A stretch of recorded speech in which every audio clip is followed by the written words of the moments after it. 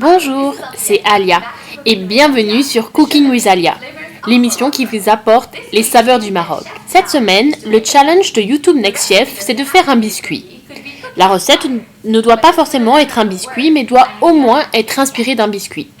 Dès que j'ai entendu le mot biscuit, je savais que je devais faire des kahaks. Le kahak est un biscuit marocain qui est très populaire dans la région est du Maroc, surtout dans la ville de ma grand-mère qui s'appelle Oujda.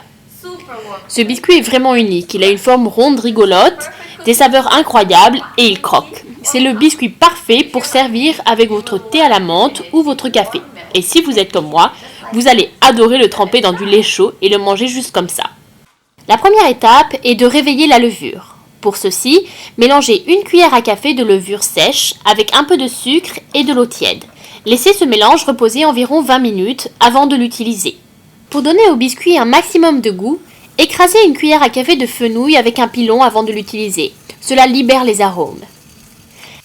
À chaleur moyenne, grillez 30 g de graines de sésame pendant 15 minutes.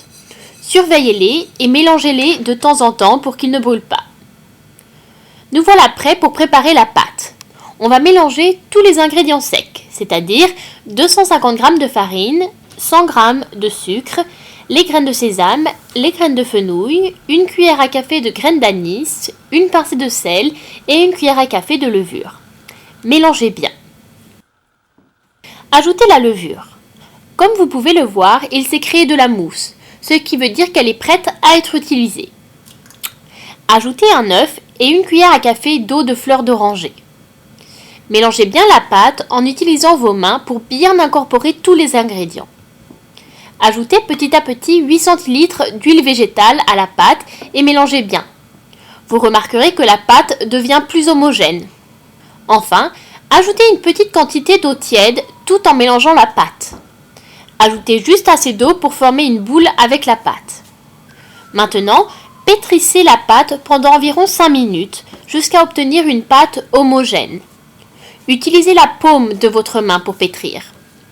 Avec la pâte, faites des boules de la taille d'un œuf. Maintenant, nous allons préparer les biscuits. Prenez l'une des boules et formez un tube.